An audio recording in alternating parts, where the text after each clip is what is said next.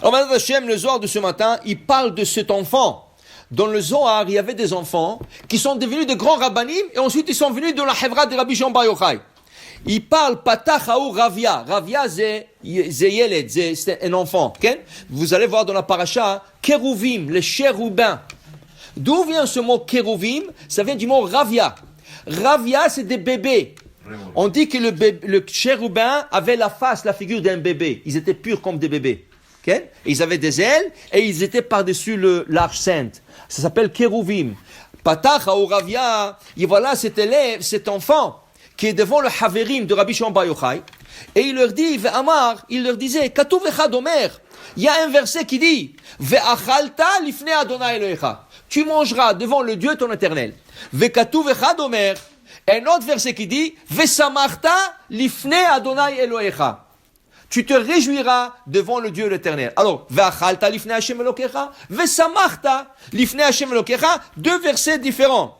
Hani kerae, ce deux versets dit l'enfant, Kad Israël, Avu Shar'an Barad Kadisha, Vitchazun Kame Kucha Beru Bengdasha. Ce deux versets, ils s'appliquaient quand on avait le Beth Amikdash et on était tous en Israël.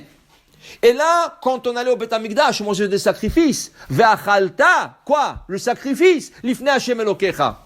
Et quand tu manges le sacrifice, que maintenant tu es content, Vesamarta, parce que tes péchés sont expiés, tu as la joie de te faire expier tes péchés. Okay? Alors il dit ici, Anekareh, ça c'est rien dans Beth Amikdash. Man yachil lemecha lifnei Hashem, mechde lifnei Hashem. Ela vadai hu bekadmita kadiativ parna shel patorel lemechal, mevarech al naama amosi. Alors il dit aujourd'hui qu'il n'a pas Beth Amikdash. Comment on accomplit ce verset, ve'achalta lifnei Hashem Elokecha, en faisant le moti. C'est pour ça qu'on dit, on répète plusieurs fois, il faut essayer le plus possible de manger le moti, pas le mezonot.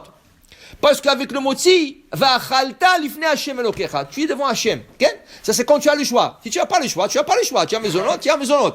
Mais si tu as le choix à la maison, et tu n'as rien à faire, tu vas presser rien du tout, prends le pain, fais la bracha, c'est lifnei Hashem Elokecha. Après tu vas faire birkat Amazon. Okay? Vesamarta, tu feras birkat Amazon. C'est la seule bracha qui est toraïque. Tout le brachot. L'anitate betzitzit, l'aniach tfilim, les shebasuka, l'itkoa shofar, tout le brachot sont rabbiniques. La prière de la Hamida, c'est rabbinique. Birkat Amazon est toraïque. Si pour la Hamida, on n'a pas le droit de parler, on n'a pas le droit de bouger, on n'a pas le droit de répondre Amen, à plus forte raison, le Birkat Amazon, parce que va'achalta ve'savata uberachta, c'est la seule bracha prescrite dans la Torah. Elle est de Oraïta et de la Torah. Elle dépasse la Hamida. Elle dépasse la prière de la Hamida par son importance. Okay? Alors il dit ici, pourquoi pas manger le pain? Okay? Al patoré, tu as ta table, tu manges le pain et tu fais ton Birkat Amazon. Okay? Il dit ici, et dans Birkat Amazon, tu diras, ha motzi lechem la aretz, velo motzi lechem min haaretz. On dit ha.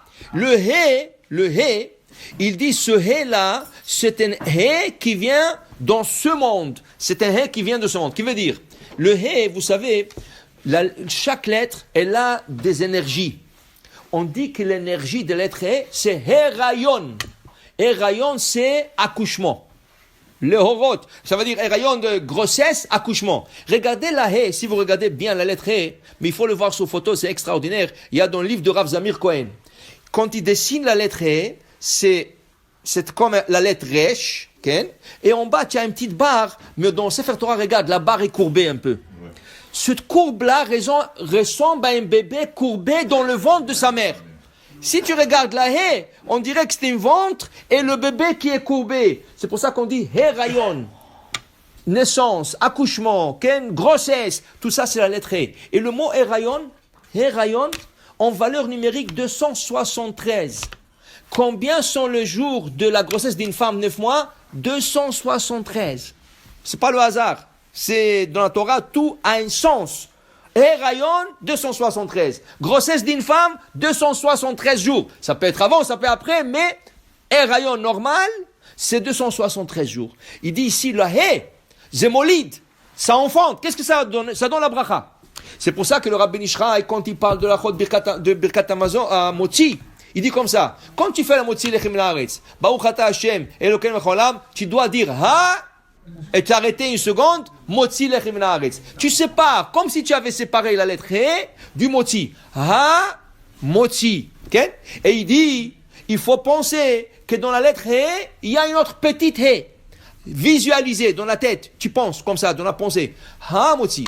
Dans la halakha, qu'est-ce que c'est écrit? Quand tu fais le motzi, okay, c'est écrit que tu dois lever le pain un peu. Tu gardes le pain devant toi, avec 2 mains tu l'attrapes, 2 doigts, 10 doigts, et tu dis Baruch Ata Hashem Cholam. Quand tu dis Ha, tu lèves le pain. Tu lèves la challah de Shabbat. Ha, motzi lechem. Okay? Les Ashkenaz, ils lèvent le mot lechem. Le Mishnah Berurah, il dit, pour les Ashkenaz, c'est le mot lechem où ils lèvent le pain. Un peu. Okay? Alors il dit ha motzi lechem minaretz. Mais nous on lève le pain, dit le Rabbi Ishraï, quand on dit ha motzi, tu lèves un peu le pain, okay? Et tu vois ce he avec un petit he à l'intérieur. Okay? Le Rabbi Ishraï dit, selon le Harizal, le vendredi soir, tu as besoin d'avoir 12 petites chalotes, 12 petits pains. Okay? Et tu les arranges en 2 petits triangles, un en face de l'autre. Okay? Comme ça. C'est pas exactement triangle, c'est 2 petites flèches. 2 petites flèches, tu mets un au milieu et l'autre le côté, et l'autre côté un au milieu et l'autre côté. Ça fait comme 2 petites flèches que le but il se touche. Okay? Le début se touche. Maintenant, tu mets 6 et par-dessus tu mets un autre 6. Okay? Et tu fais le mot 6 sur le 2 milieu. Mais le Rabbi Ishraï dit ici que tu peux pas faire sur 12. Si c'est trop difficile de faire sur 12, pour une raison ou une autre, ou tu n'as pas, dis tu fais sur 4. Tu as 2 chalotes, 2 petits pains, et par-dessus 2 petites chalotes. Et tu viens et tu fais le motzi sur le 2. Mais il faut penser, sur le 2 chalotes, c'est les lettres Yud Vav. Et les 2 lettres en bas, c'est le He, He. Le nom des tétragrammes, c'est Yud, He, Vav, He.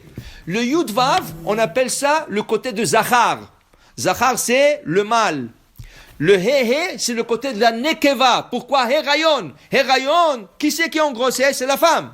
Alors on dit que le Yud Vav, qui est le Zachar, il donne le shefa, il donne l'abondance, elle descend sur le 2 he. Alors dit le Rabbi Ishraï, c'est important, c'est ça qui donne la bracha pour la semaine. Ça c'est la kavana pour donner la bracha pour la semaine. Alors tu as vendredi soir, tu as samedi midi et tu as samedi après-midi. Parce qu'on a expliqué déjà dans un des cours, si vous vous rappelez, que le vendredi soir donne la bracha pour dimanche et lundi. Le samedi midi donne la bracha pour mardi, mercredi, et le samedi après-midi donne la bracha pour le jeudi et le vendredi. Cette kavana, c'est elle qui mène la parnassa, c'est elle qui mène le shefa, c'est elle qui mène la bénédiction pour toute la semaine. Yud Vav, le 2 chalot en haut, va he, alors tu fais la kavana comme ça. Si tu ne veux pas faire 12, fais au moins avec 4, comme ça dit le Rabbi Ishraï. Bon, Adonai le olam, amen ve amen.